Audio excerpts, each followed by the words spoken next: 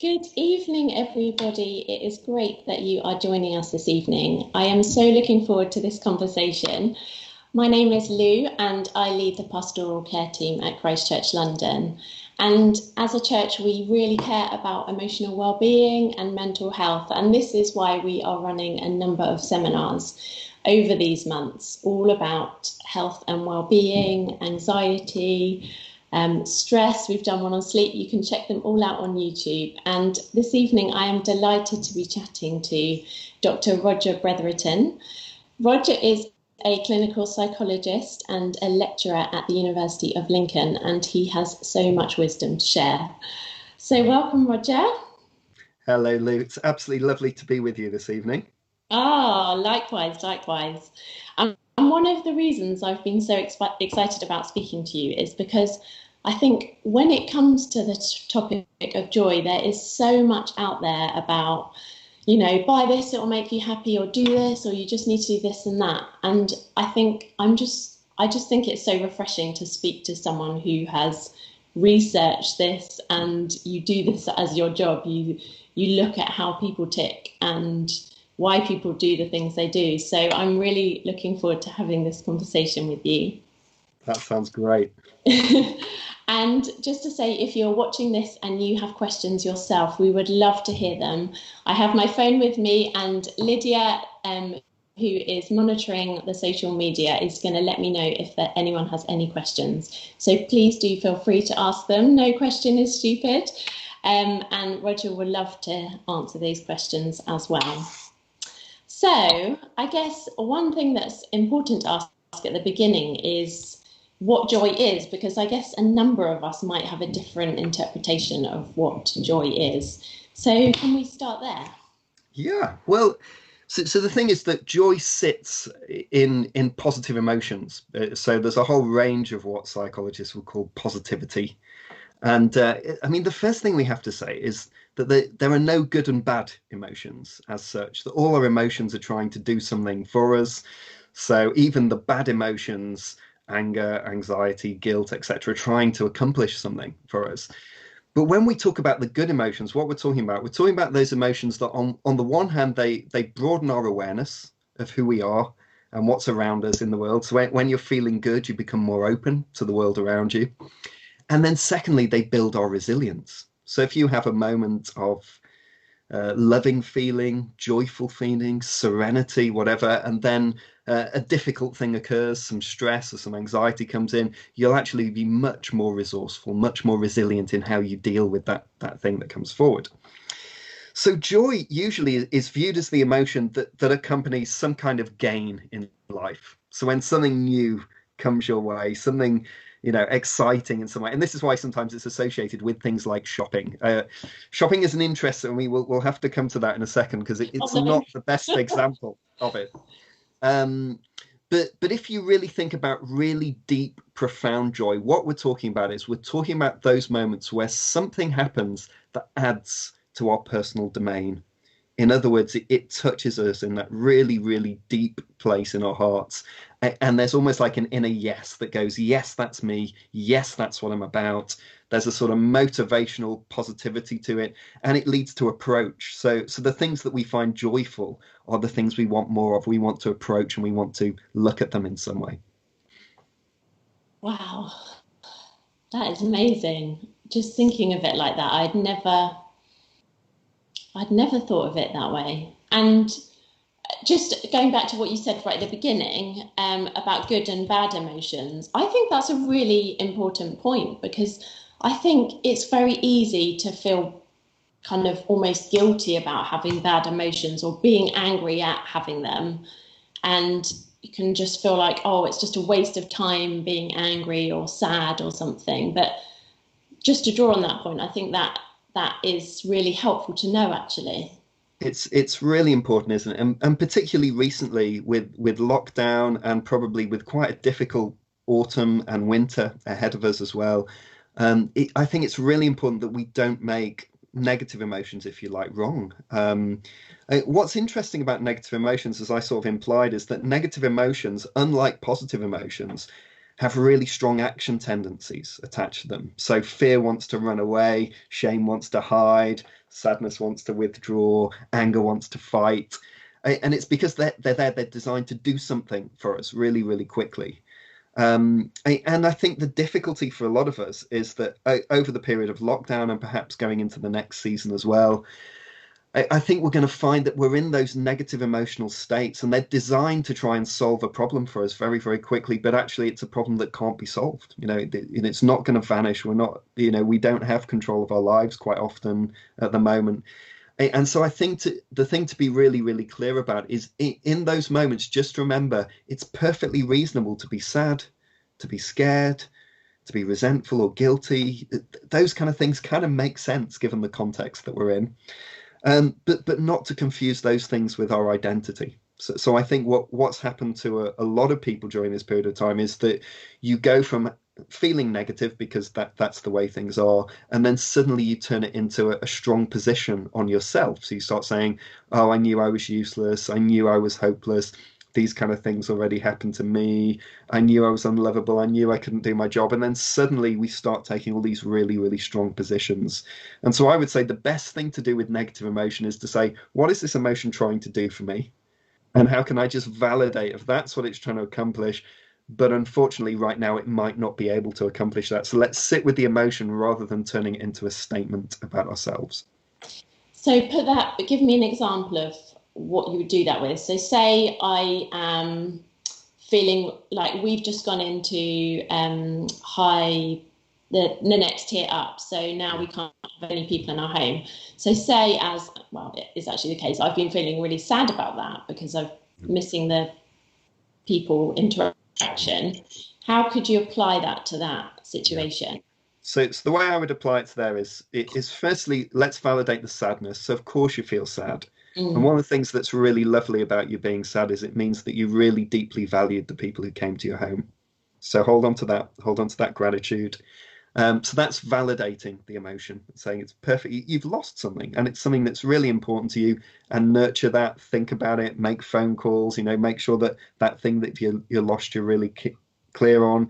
But then what sometimes happens is you go from them feeling sad, and then gradually what happens is that emotion starts to bleed and smear itself over time. So you then start feeling scared about being sad, and then you feel guilty about being sad, and then you feel, it just goes on and on and on and on. And I would say that's the bit to notice when that's beginning to happen, and try to go back to the original the original feeling. There was a good example that occurred with me and my wife during the first part of lockdown, where if I feel sad, if I feel helpless, it's really easy to flip into blaming somebody else.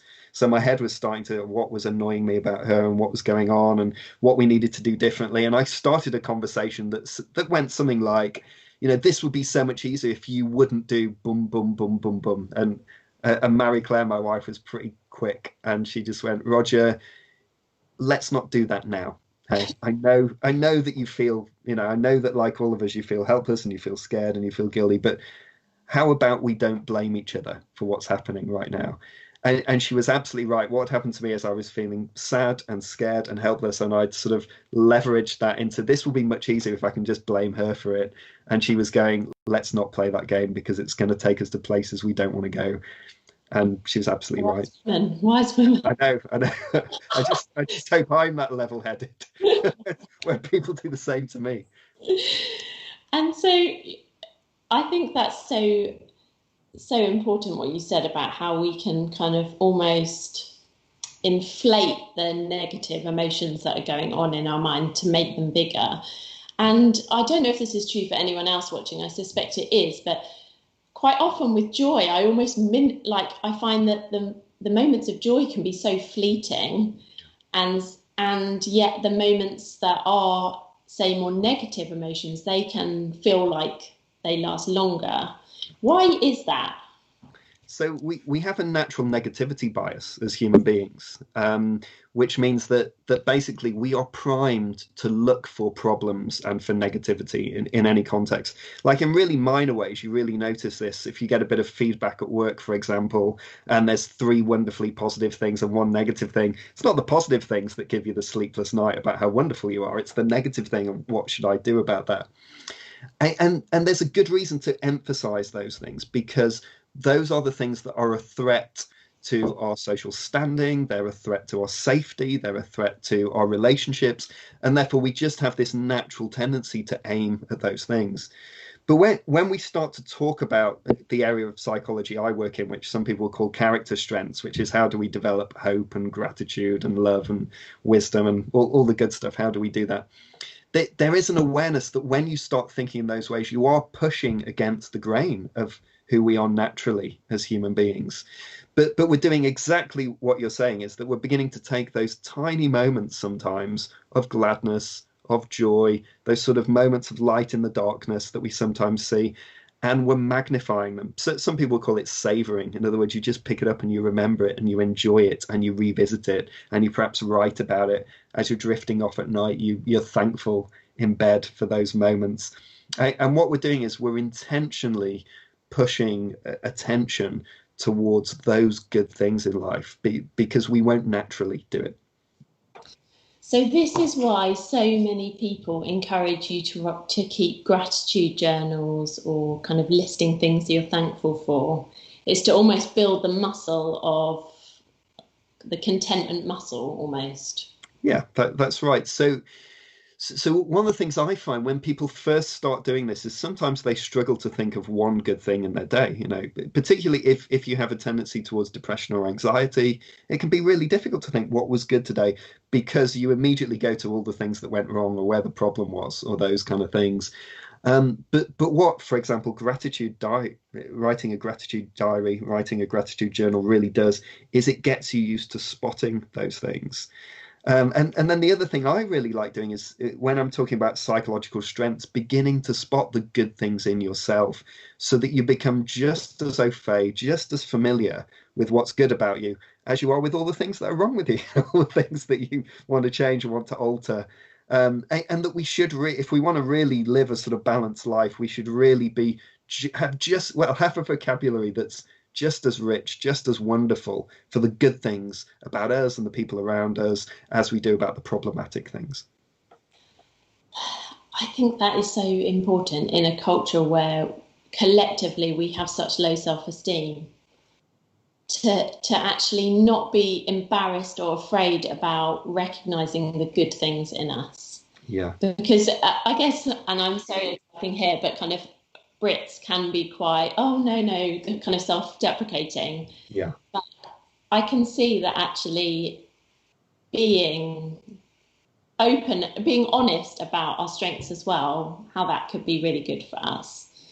Well, I think sometimes what happens is we have a prejudice against ourselves, almost in the way that we'd have a prejudice against a particular people group. This counts for everybody else, but not me. And then I think if we're really honest, there's a part of us that sort of feels that it's almost morally wrong, maybe, or even socially dangerous to believe good things. What would it be like if you believed you were kind and you accidentally let that slip out? Oh, all hell would break loose, that kind of thing. But actually, it's really, really important that we spot those things in ourselves, even if we recognize they're sometimes quite small, not particularly dramatic, not particularly exciting.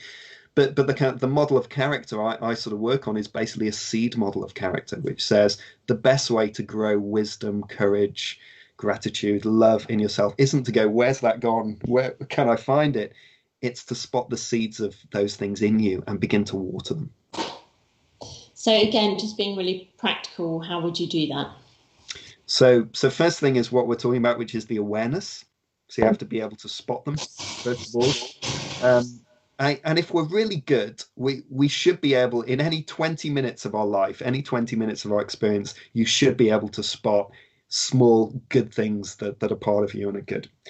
Second thing to do is then explore them. Okay, when has that been a theme? When have I done that before? And before that, and before that? And what's happened in my life when I've been kind, or when I've been brave, or when I've persisted, or those moments when I showed great wonder or great self-control, and just really explore where have those things, where have they been in the past? And then the third thing is apply them. It's almost like begin to think, how today could I use that lovely quality in myself? What new, curious, kind way could I be wise again today, or show good thinking today, or um, gratitude or wonder or hope. How could I put those things into practice? Just one way, you know, you don't have to go over the top in it. So that's the kind of model that a lot of psychologists would talk about. So it's awareness, exploration of what does this thing mean in your life, and then application. How could I just now that I know that's part of me, how could I use that in lots of different places? And I just before I finish on this, I should also say that is one of the most reliable ways to increase positive emotion in us as human beings, is to work out what's good in you and find a way of using that every day. Wow. Which really highlights how important it is to take time to self-reflect. In a culture where we are very good at doing, it's not always easy, or doesn't always come naturally to us to take that time to reflect on, okay, what's gone well for me today, what have I done well, where, you know, what qualities would I like to keep working on. That's right. That's, yeah, really important. And I think some of that is because we quite often we're looking outside of ourselves to decide what to do next and what has to be done and what's necessary. Whereas I think when you step into reflection, when you reflect, and for some people that will be a meditative or even a prayerful exercise at times. Very often when we're reflecting, what's happening is we're sitting in the artistry of living. We're beginning to say, what would it mean to live this? And it's almost like you start to feel the joy and the hope of what it means to live some of those wonderful qualities in everyday life. Yeah, definitely. And just to say, if you have recently joined us, then a big welcome from us. Roger and I are having a conversation on finding joy in difficult times.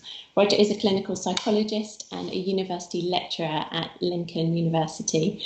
And we have been talking a lot about negative emotion and joy and how we can cultivate feelings of joy.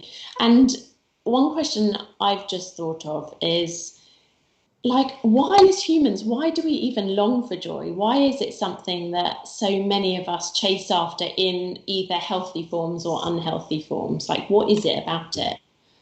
Yeah, I think there's two things mixed up in that question as well. So let's just firstly just talk about the unhealthy forms, because I know you've mentioned shopping already, and it's worth us kind of just talking about some of that as well. Oh no, Um, I'm feeling a bit uncomfortable now. No.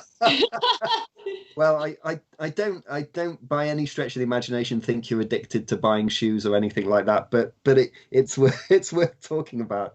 Um, so psychologically, we talk about two kinds of happiness quite often. So we talk about hedonic happiness, which is the happiness that really just comes from pleasure. And then there's eudaimonic happiness, which is the happiness that comes from living a good life, if you like.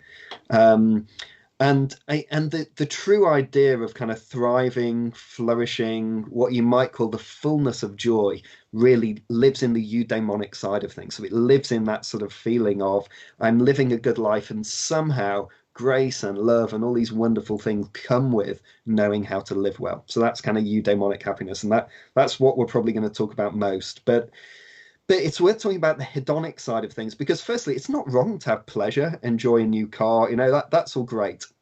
The difficulty with it is that there's something slightly deceptive about it. So we tend to assume that when we're imagining buying something, let's say, that it will make us happier than it actually will, and that happiness will last longer than it actually does.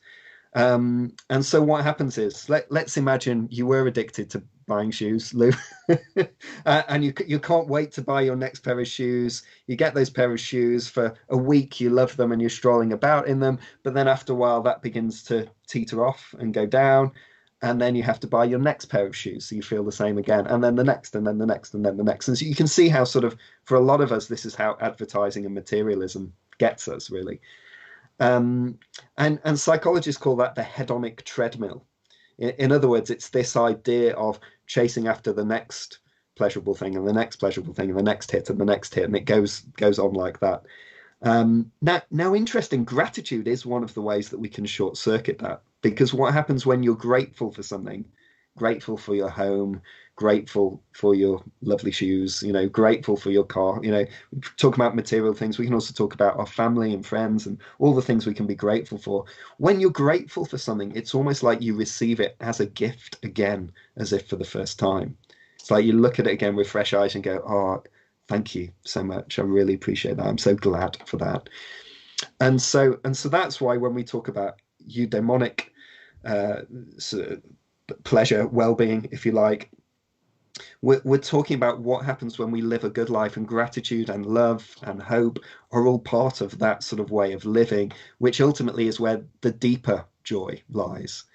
A friend of mine once said that advertising strips us of our dignity and sells it back to us at the price of the product. And in a sense, I think sometimes what happens in life, we're being pulled all over the place in all kinds of different directions, and we think that various things are going to bring us joy, but then when we finally get them, they don't quite. And I think that's when we start asking the question, okay, what kind of life should I be living that would lead to a sort of sustained sense of enjoyment, rejoicing, gladness? Some people even call it humor, playfulness, maybe. So there's so much in that, so much. If deep down we all want to pursue that longer lasting sense of joy and not the kind of up and down, like, I know exactly what you mean. I mean, I do love shopping, but also my phone usage, social media, I feel like, it's the dopamine hit and then it tails off. If what deep down we are searching for that deeper level of joy, I don't even know what my question is really. I guess it's more just an acknowledgement that it does seem like often we look for it in the wrong places. Yeah. As a culture, we do. And so it's hard not to get swept up in that, isn't it? Yeah. And I mean, the thing I found interesting about lockdown, for me anyway, is that I found that first pause that came in March initially occurred to me as a real frustration. As like, there's so many things I had to do, so many different things that were going on. Kids were at home being homeschooled. So suddenly all these goals that I had ironed out and they all went in different directions, they kind of worked together, didn't just all kind of collapse because they all just collided with one another, all in the same house, all at the same time. It's very, very difficult, frustrating. So I sort of went through anger and sort of guilt. I was letting everybody down, and then through a sadness of having to let them go. And here's the weird thing: when you hit that sadness and you let some of those go, you suddenly realize that you're relieved, and you're like, actually, not even sure why I was pursuing promotion in the way that I was pursuing. I'm not quite sure why I was pursuing publishing in that way. I'm not quite sure why I really thought I had to teach my kids in that way. And actually, there's lots of other ways of doing it. Um, and so the first thing to say is I think that for many of us, the lockdown has been that almost like I mean, we talk about circuit breaker, but it felt like a circuit breaker for our souls, really. Yeah. In terms of like, you know what, I've been pursuing a bunch of stuff that actually I don't think is very good for me. And if I'm really honest, it doesn't give me a deep sense of joy. Um, and then you can begin a sort of hopeful quest for, well, what does, what is more important than all of this? I'm going to come back to that because I think that is a really important point about kind of that quest for meaning and purpose and longer term joy. I have a whole load of questions I've been messaged in with. Okay. I'm just going to go through them and we could do some of these. Okay, so could you talk a little bit about the experience that joy cultivates energy, but at the same time that it at times takes energy to get joy? What do you do when energy levels are really low? And I guess maybe this person's talking about kind of you don't have enough energy to find joy in things. So how do you kind of cultivate that? Yeah. Yeah. So that's actually a very, very profound question. I feel like I'm probably going to answer it quite inadequately, but let me give it a shot because I'm thinking about all the research on energy and then I'm thinking about where joy goes, so let me give it a shot and I'm probably going to miss some of the details of it, but let me try anyway. So the first thing I would say is that there is a sense that joy is a kind of energy in and of itself.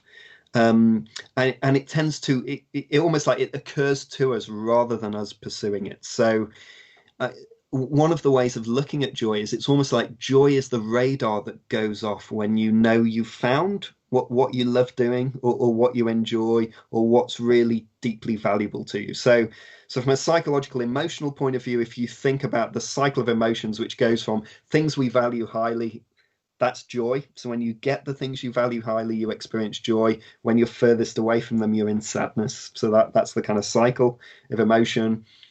And the other thing to say is that very often we experience joy when we gain someone, but that's almost the moment that joy starts to fade. Then we go into the sort of the downward cycle for a while as well. So we can't always stay in joy. The other thing that I think is really interesting in that question is that what you find is that our joy in the world, at what's around us, the world becomes much more vivid and enjoyable to us when our inner lives come alive. So sometimes what's happening is we're burnt out and we're weary within, and that means that we've sort of lost connection with those things that give us joy. And I think if anyone finds themselves in that situation, it's just worth just reflecting back, even if you have to go, a few months back or even a year back. Just think about, when was the last time you felt really deep, right to the bone, joyful satisfaction in something, and just have a think about what that was. So this is where the question you asked earlier about reflection is really important. Reflecting on our moments of joy just gives us a clue on where might joy be for us right now. So I hope that just touches on it a little bit. Really helpful. Yeah. And I can definitely, from my own experience, I've had depression in the past, and you just, not saying this is, but in my experience, when I had a time of low mood for a sustained period of time, it's really hard to find joy in the everyday things, and it just is really tough. I would also say, let's not make joy a demand as well. So for people who are depressed, often sometimes don't even feel sad, just feel deeply numb and unresponsive inside. So let's not add to that terrible feeling the guilt that you're supposed to be more joyful as well. Yeah. Let's not put that in there too. Yeah. But rather, let's just acknowledge that's where you are now, and if you want to reflect back on what joy was like in the past, that might give a little bit of a guide to where to go next. Yeah, but not force it upon yourself. Yeah. Great. Next question. How do you stop being scared about the future and feeling like that kind of feeling of impending doom, like something bad is going to happen? Yeah. Man, are you feeling that too? That's how I'm feeling. Oh my goodness. I just even later when I saw it. What's about to happen next?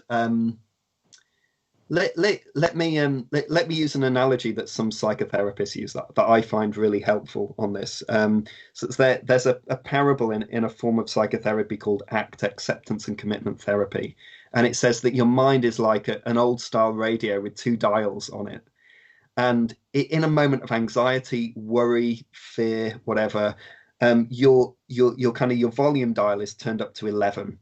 And you just can't stop it. No matter what happens, that heightened sense of something terrible is going to happen is around you.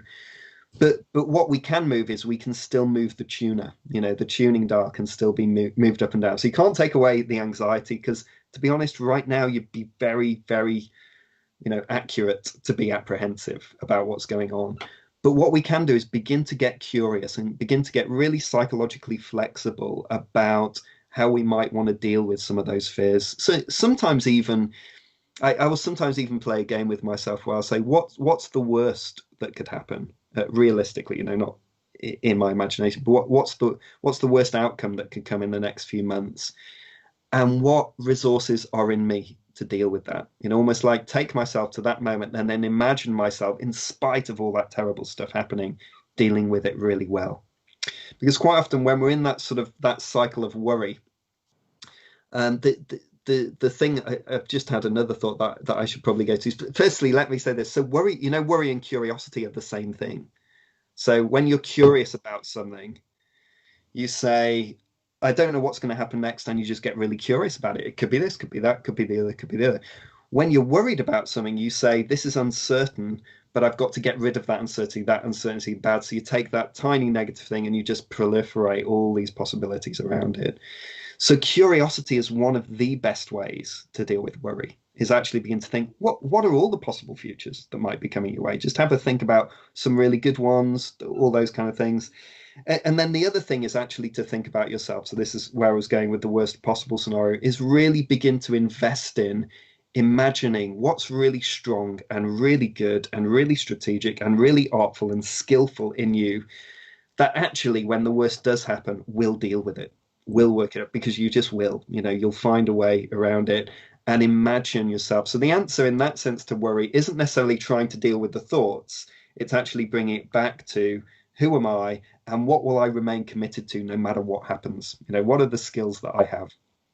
Because the other thing to say is that when we're in negative emotions, many of our skills are state based, which means that when you feel sad, anxious, angry, some of our skills suddenly vanish. We can't find them anymore. And one of the things to do when you're feeling anxious is just remind yourself those things are still there. You are still that person. There is still some competence. There is still some skill in you, even if right now you feel like you haven't seen it for a while. So it's almost kind of building confidence in yourself in the state you are. And it also, what you were saying, which I just found really helpful, is about curiosity and worry. And actually, that almost takes the shame out of anxiety and worry if you kind of turn it on its head, and almost it's the same kind of muscle It almost. is. But if you think about it, so worry is a way of trying to solve a problem, and the problem is I don't know what's going to happen next. So I'm going to create all these different ways of doing it. Um, Whereas you could say, why not do that curiously instead? Like, let me think of all the ways I could solve this situation. If the worst happens, all the different ways that I could do it. And then you put yourself in a much more resourceful, creative space. And let's be clear, it's not easy to do that, but it's just saying that worry is like your mind spinning trying to solve a problem it can't solve. Yeah. Okay, next question. How do you help someone who is feeling pretty miserable and unfulfilled, yet at the same time seems unwilling or unwanting to change? It's like they dream about something different, but at the same time seem to depend on the reality they know, which is a lot more negative.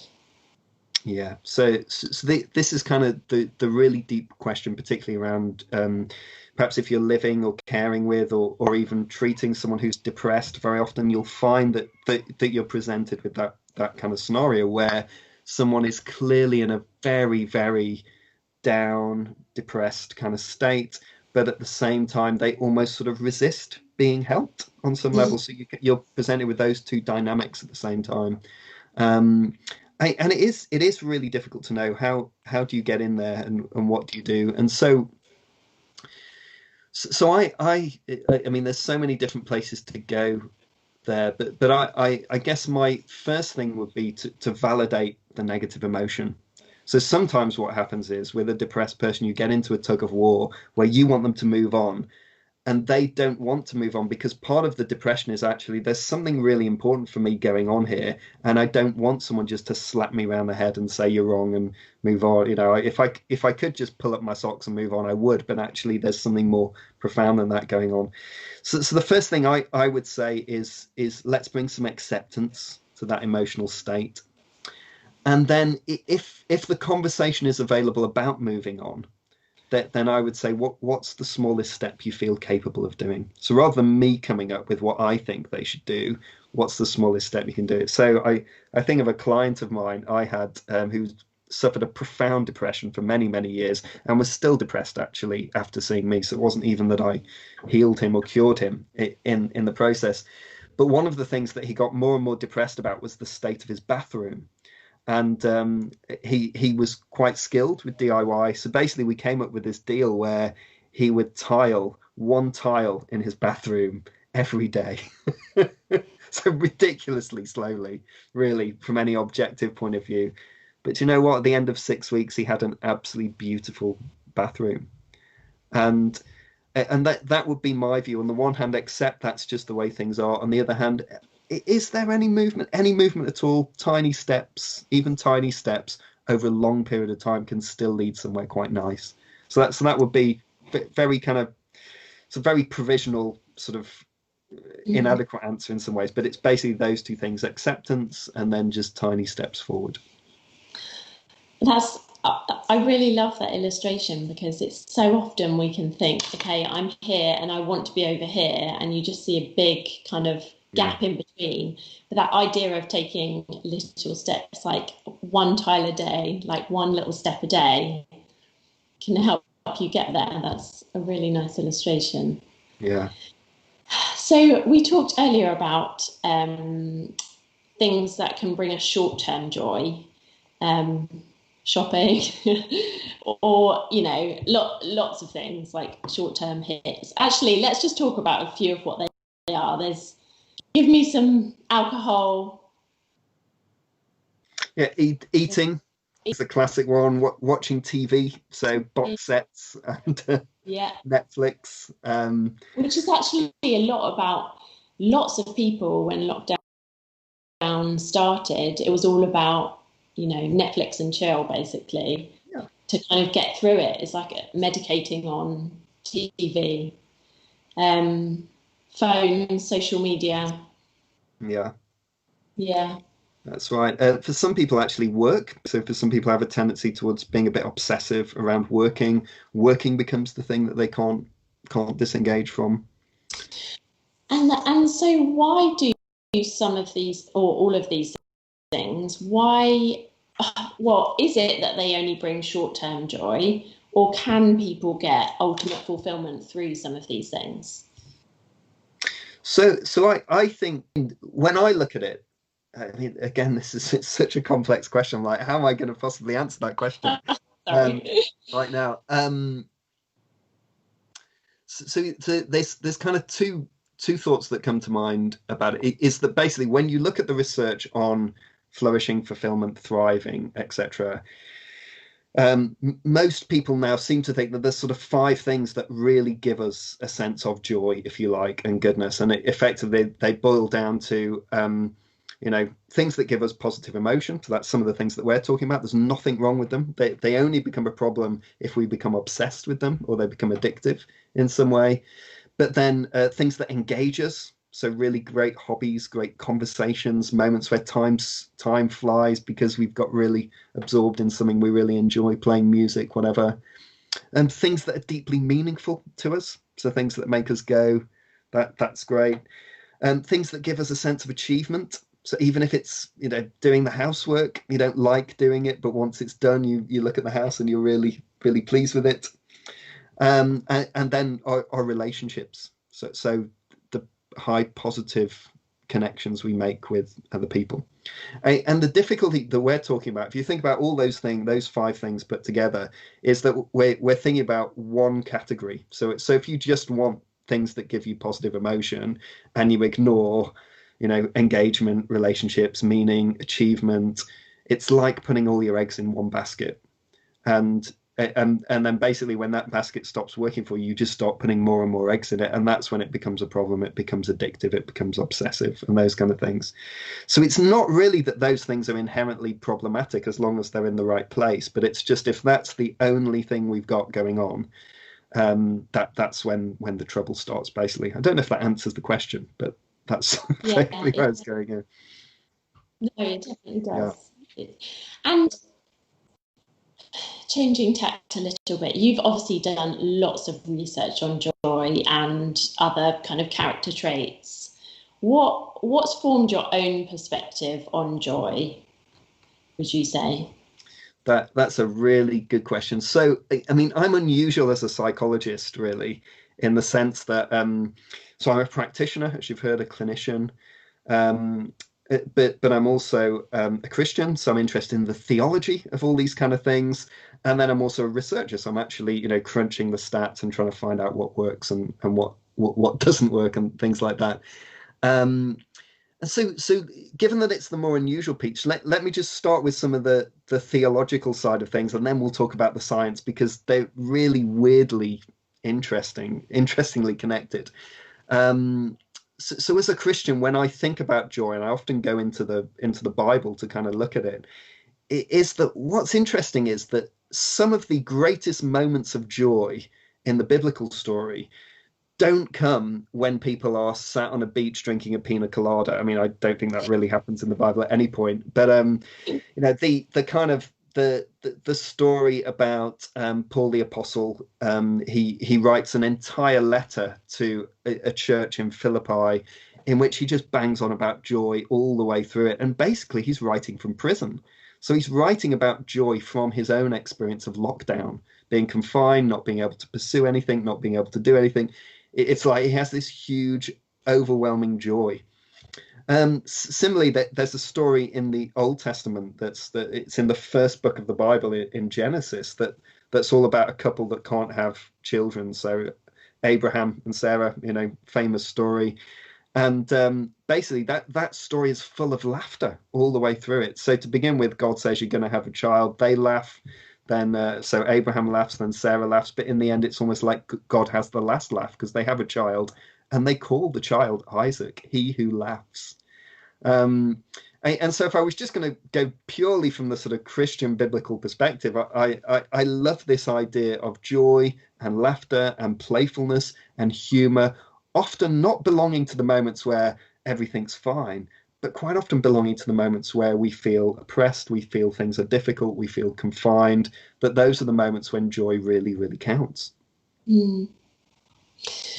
It's interesting because you wouldn't normally associate science and Christian faith, but yet you're seeming to suggest that there's a link there. There's an interplay between the two of them.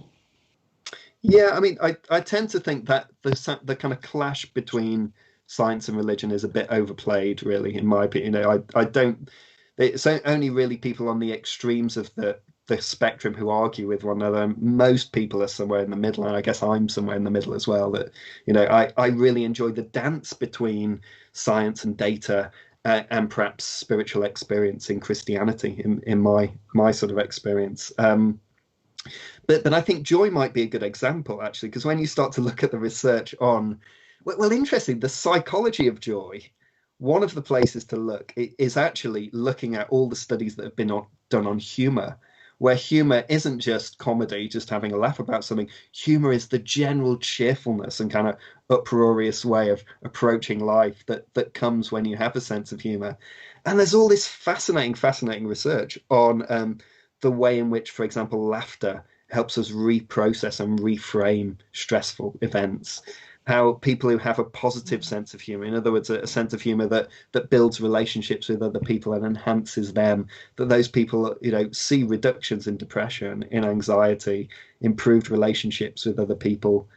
The research that's done on couples, for example, where you find that if a couple can use humor in a sensitive and an appropriate way, that it's been associated with them overcoming all kinds of things like diagnoses of cancer, struggling to have children. There's even one lovely piece of research where they looked at how one partner's sense of humor, their ability to appropriately make the other laugh, predicts marriage success 6 years down the road. And so there's all these kind of really sort of strange, and I'm literally, they're just like a few of them. Like, I mean, there were literally hundreds of these that have been done. So interesting, this kind of idea that joy, humor, playfulness, laughter can be a real help to us in moments of stress and adversity has been shown over and over and again scientifically, as well as the sort of biblical stories I just mentioned. Wow, that's really interesting. Yeah. I think lots of people wouldn't really link the two, but it's really interesting how you've shown that there is. And what role do spiritual practices play in joy, cultivating joy? Yeah, great question. And how helpful are they? Yeah. I've been talking, one of the kind of big projects I've been working on for the last 3 years is something called the Character Course, which is an 8-session course that basically teaches various positive qualities of character. So it was designed for churches. It's all free. Thecharactercourse.com. You can download the videos. This is my advertising pitch. It's great, isn't it? You can download the videos and all the materials there. And basically what happens is over 8 weeks, I gave people sort of practices that were about learning, about hope, about gratitude, about love, forgiveness, persistence, humor. Slight issue with the network. Still got me? I don't know if Have you still got me you now? can see Roger. Have I He's disappeared? disappeared on my screen. If you are still watching and you have got questions, we do have a little bit of time if you want to ask any questions that you have on the topic of joy, subject to Roger being able to return, that is. But I think it's so interesting to think about the topic of joy and what really brings us joy rather than the short moments of that might bring us pleasure in the short term, like he was saying about the buying shoes.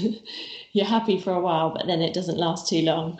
So it's really, yeah, it's really thought-provoking to think about what are the things that bring joy in the longer term, and things that he was saying about gratitude and the importance of gratitude, um, looking at things, what we were talking about the self-esteem, and how so many of us have low self-esteem, but actually there's real joy in acknowledging the things that you are good at, and that's okay to do that. And I think that's something that's really stuck out. Sorry, we lost you for a while, Roger. Have you got me back now? I'm still. Are Am you I there? back? Can you hear me? You may. I can hear you.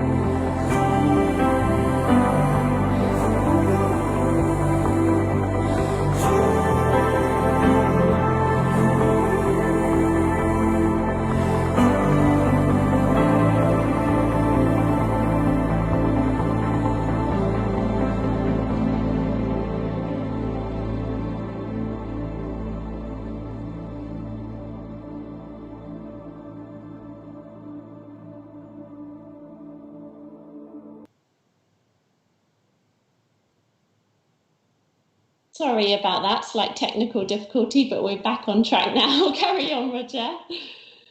Yeah, so I think at that point, Lou, people could see me but not you. I believe that's what. So they would have seen me just sort of sitting here silently. So Oh that, well, it's real that was a life, good one. isn't it? Yeah, so I was just really briefly explaining that I'd put together this program, thecharactercourse.com, and over the course of the last 3 years, we did a research project in which about 1,000 people did it, and we just looked at what the influences of doing those kind of meditative, prayerful exercises were. And overwhelmingly, the sort of response is the main thing that changes is that people's level of positive emotion went up. So if you're practicing hope, gratitude, love, etc., that there's a lot of things that surprisingly didn't change, but the one consistent thing that did change is for people who practice those things, their level of joy, positive emotion went up. So that's something people can look at, and that's charactercourse.com. They can look at that and see what they make of it if they wish to. Great, that sounds really good. And I think maybe there might be people here who have perhaps for the first time started to wonder about the link between spirituality or faith and joy. And Alpha is a course that we run as a church, and it is, well, it's a great environment to explore some of these things. Just why don't you just share a bit about your experience of Alpha and how helpful you think that might be in maybe pondering some of these questions? Yeah. Well, what I really like about Alpha as a sort of introductory course to Christianity, if you like, is that it's just really low pressure in the sense that I think you can kind of turn up, you can make of it what you like. I think the Christians generally are told to shut up and let people just talk over whatever they make of it. Yeah. And it is a really, really good place there. I think if you're wondering, is this the kind of thing that's for me?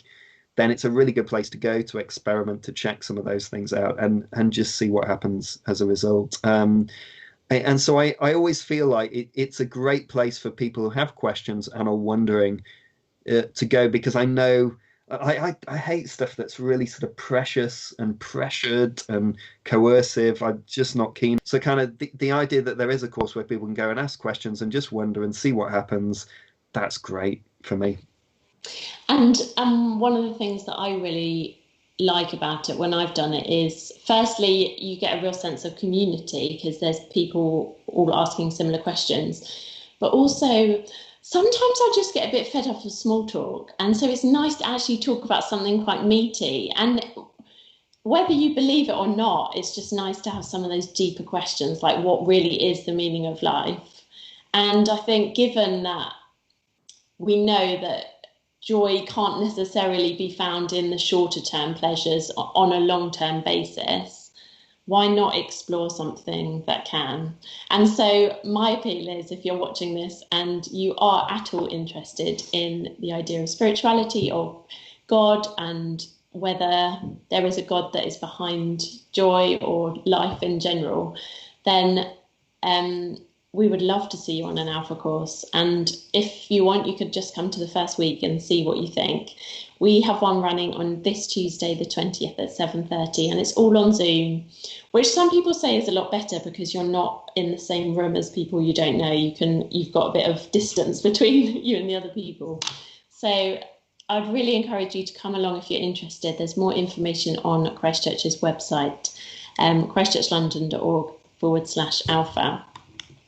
Roger, I've got another question before we finish, which is quite an interesting one. Is there a link between singing and joy? Oh, that is a great one. And of course there is. And but part of if you think about all our emotions are embodied. So if you take on certain postures, you might feel certain emotions.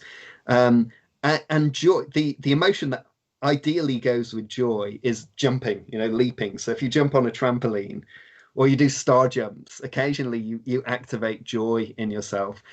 And if you really sing with great gusto and you really put yourself into, you actually put yourself in that same thing. You breathe right through to the depth of your diaphragm, and therefore you're actually using very similar things to laughter. It has this very similar sort of breathing technique to what happens when we laugh in a really deep throated way. So yes, and I think experientially, lots of people just experience joy, don't they, when they sing, and particularly if you sing with other people.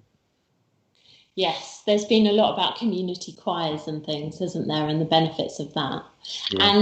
And I'm sorry, this really is the last question, but one thing that I really wanted to ask was about play and how kids are so good at play. And as adults, I'm speaking very broadly and generalizing here, but we often forget how to play. Just quickly talk about the importance of play.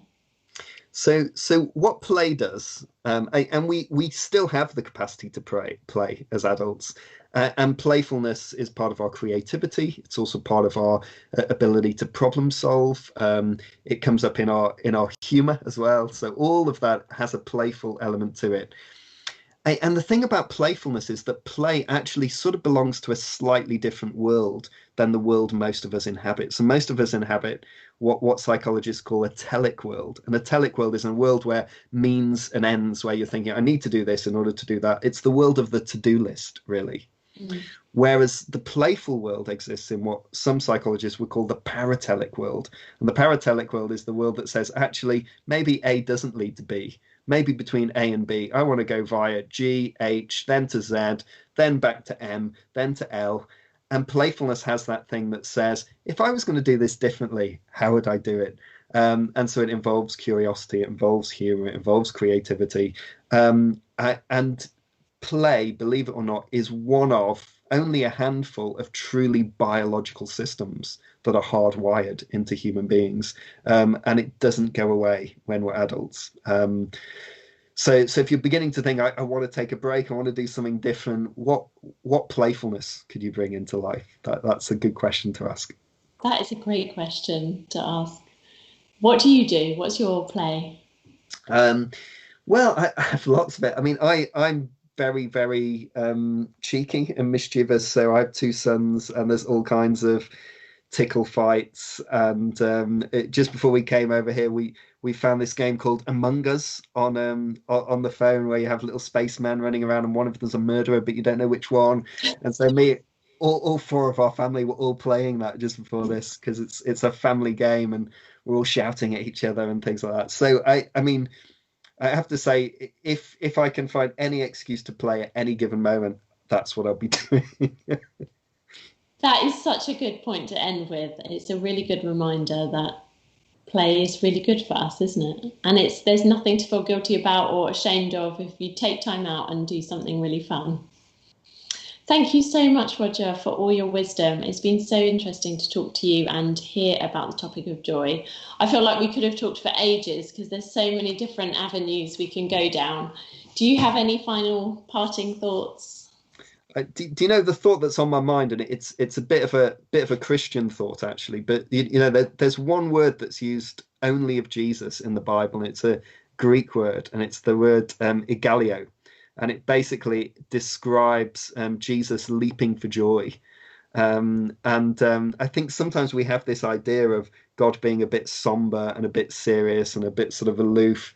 And yet you have this kind of story in the Bible where Jesus is the only person that word is ever applied to. And it's just this description of him jumping up and down in joy. And that's just what's on the forefront of my mind as we're talking about playfulness. So maybe that's a nice thought to end with.